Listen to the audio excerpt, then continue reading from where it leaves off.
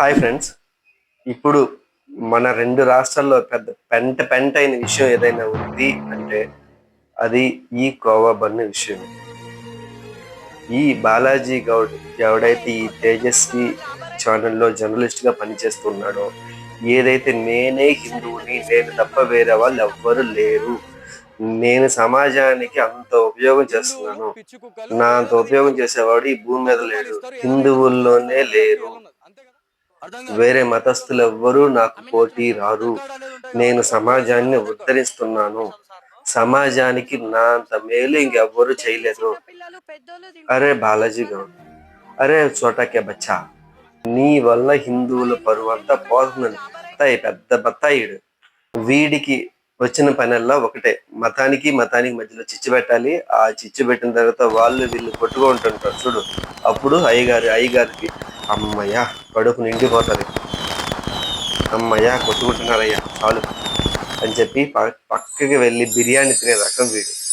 ఈ బాలాజీ గౌడ్ ఎవడైతే చెప్తున్నానో వాడి వీడియోలన్నీ చూశాను. అన్ని మత విద్వేషాలు దిగాయి, అన్ని మతం, అన్ని బత్తాయి వ్యాపారాలు. అంతకుమించి ఏమి లేదు అయ్యగారిది. అన్ని బత్తాయి. ఎక్కడ చూడు మతం ముసుగులో బతుకుతున్న ఒక హిందువుని, నేను తప్ప వేరే జాతి ఈ లోకంలో లేదు, నా జాతి మాత్రమే ఈ లోకంలో ఉంది అని చెప్పుకున్న ఒక బత్తాయిడు. వీడి వల్ల దేశానికి కానీ, రాష్ట్రానికి కానీ, కుటుంబానికి కానీ, ఇంకా వేరే ఎవరికైనా సరే ఒక్క రూపాయి ఉపయోగం లేదు. వీడి మాటలు నమ్మి ఎవరైనా ఫాలో అయ్యారా అంతే సంగతి. వాళ్ళని నట్టేంట్లో ముంచేసి వస్తాడు. దగ్గరలో పుష్కరాలు కూడా ఉన్నట్టున్నాయి. సో నట్టింట్లో ముంచేసి వస్తాడు. చిన్న వ్యాపారి, తను ఏదో బన్నులు అమ్ముకుంటూ తన రోజువారీ సంపాదనతో తన కుటుంబాన్ని పోషించుకొని చేసుకునే ఒక చిన్న వ్యాపారి. తన మీదకి వెళ్ళి నీ ప్రతాప్ అనవసరంగా అక్కడ మత విద్వేషాలు రెచ్చగొట్టి, అప్పటి వరకు ఇలాంటి చేదు అనుభవం ఎదురై ఉండదు పాపం వాళ్ళు బన్ను అమ్ముకునే వాళ్ళకి. ఆ వలి ఏదైతే అంటున్నారో తనకి. నీ వల్ల రాష్ట్రం మొత్తం తనను ఒక ఉగ్రవాది కుటుంబంలో చూసింది. నీ వల్ల, కేవలం నీ వల్ల. తనకి పరుపులు ఉండవా? తనకి ఫ్యామిలీ ఉండదా? తనకి అక్క చెల్లెళ్ళు తమ్ముళ్ళు ఎవరు ఉండరా? వాళ్ళు వేరే చోట ఉండరా? వాళ్ళకి మచ్చ కాదా? నీ ఫ్యామిలీ మాత్రమే బతకాలి, వేరే ఫ్యామిలీ బతకూడదు ఇక్కడ అన్న రీతిలో సినిమా క్రియేట్ చేసావు నువ్వు అక్కడ. మామూలు క్రియేట్ చేయలేదు సినిమా నువ్వు అక్కడ మేడారం జాతరలో. నీ పర్ఫార్మెన్స్ మామూలుగా లేదు అక్కడ.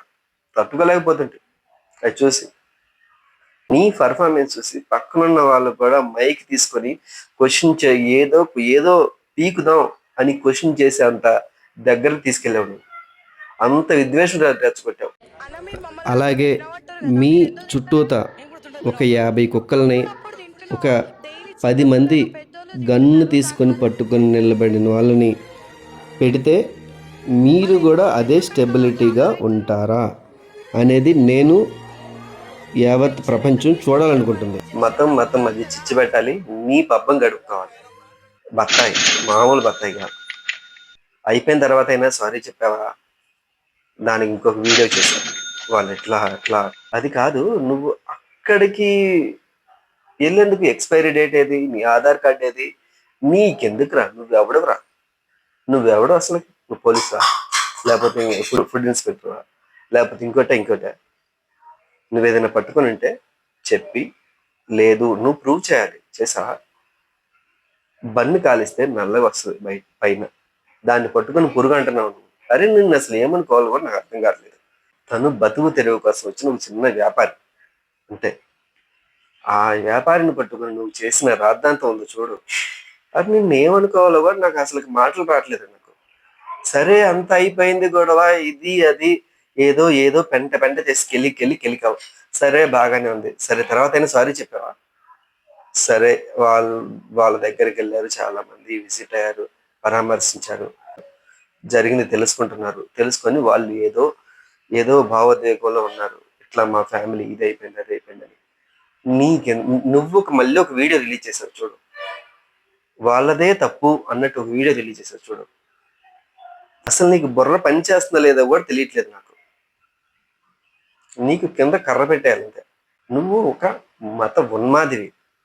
నీ టీవీ ఛానల్ కోసం, నీ కోసం నువ్వు వ్యక్తిగతంగా చేసిన కక్ష అనుకోవాలా, లేకపోతే ఏంటిది? తను నీకేమైనా అన్యాయం చేశాడా? ఇదంతా కాదు, వదిలేద్దాం. నీకు అంత కింద దమ్ముంటే 5 స్టార్ హోటల్స్‌కి వెళ్లి అడుగు. మీరు ఎన్ని రోజుల నుంచి ఫుడ్ తీసుకున్నారు? ఎన్ని రోజులు నిల్వ ఉంచుతున్నారు? ఎక్కడెక్కడి నుంచి తీసుకొస్తున్నారు? ఏది అడుగు చూద్దాం. సరేనబ్బా! అది కూడా కాదు. సరే వదిలేద్దాం. ఇంకా సింప్లిఫై చేద్దాం. అందరూ ట్రైన్స్ ఎక్కి జర్నీ చేస్తూ ఉంటారు. మనందరం చేస్తూ ఉంటాం. అక్కడ ఫుడ్ ఎవరు అమ్ముతారు? అక్కడ ముస్లింలు అమ్ముతారా? లేతే వేరే వాళ్ళు అమ్ముతారా? నీకే వదిలేస్తున్నాను. ముస్లింలు మాత్రం అమ్ముతారు కదా ఫుడ్, వేరే వాళ్ళు అమ్మరా? ఆడ ఫుడ్ ఎట్లా ఉంటుందో తెలీదా నీకు? తెలీదా? ఆ ఫుడ్ ఎట్లా ఉంటుందో కూడా నీకు తెలీదా? మరి ఏమైంది? అక్కడ నువ్వు ఏదో పెద్ద పీకేస్తున్నాను, పొడిచేస్తున్నాను వెళ్ళి చేయొచ్చు కదా, చెయ్యు. నీకంత దమ్ము లేదు. ఆడికెళ్తే పీకి కొడతారు. అయ్యగారి ప్రతాపం చిన్న చిన్న వ్యాపారుల మీద మాత్రమే. పెద్ద పెద్ద వాళ్ళ దగ్గరికి వెళ్తే అంతే, పులుసు గారుతుంది. మామూలుగా ఉండదు, మామూలుగా ఉండదు. అది నేను చెప్పేది ఏంటంటే, మత విద్వేషాలు రెచ్చగొట్టే బత్తాయి పనులు చేయకు. వద్దు. వాళ్ళు ఏదో పట్టుగడుపుకుందాం వచ్చిన వాళ్ళు. సరేనబ్బా, నీకు హిందువుల మీద ప్రేమ హ్యూజ్ లో ఉంది. నువ్వు హిందూ దానికి ఒక స్టెప్ హెడ్ లోనే, చాలా ఎక్కువలోనే ఉన్నావు అనుకుందాం. బంగ్లాదేశ్ లో జరుగుతున్నాయి, అందరికీ తెలిసిందే. చాలా మంది హిందువులను చంపేస్తున్నారు. ఎందుకో కూడా నీకు తెలుసు. నీకు అంత దమ్ము ఏదున్నా అక్కడికి వెళ్ళి నువ్వు వీడియోలు పెట్టు చాలు. అక్కడికి వెళ్ళి పెట్టు. మన దేశం బ్యాన్ లేదుగా, అక్కడ ఉందిగా. నువ్వు వెళ్ళి వీడియోలు చేసి చూపించు. అప్పుడు నమ్ముతాను నువ్వు ఒక పెద్ద హిందుత్వవాది అని. వెళ్తావా? వెళ్ళి చూపించు ఒకసారి. ఇక్కడెందుకు నువ్వు చేస్తున్నావు అంటే, నీకు ఇక్కడ చెల్లుబాటు అవుతుంది, అక్కడ అవ్వదు. ఎందుకంటే నీకు 10 మంది వెనకాల ఉన్న ఈ మాధవీలత, ఇంకొకరు లాంటి వాళ్ళు సపోర్ట్ వస్తారు నీకు.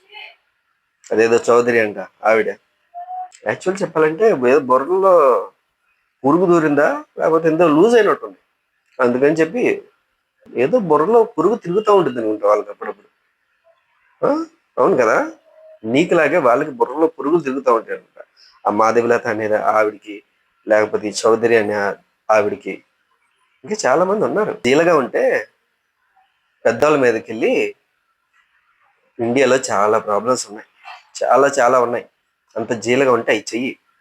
ఎవడు కాదండు. సమాజానికి ఉపయోగపడేవి చెయ్యి. ఎవరు ఏమన్నా సమాజానికి ఎటువంటి ఉపయోగం లేకుండా నీ స్వార్థం కోసం, నీ మానసిక కక్ష కోసం, నీకు సైకోతనం కోసం, నీ బత్తాయి కోసం చేయకు. జై హింద్.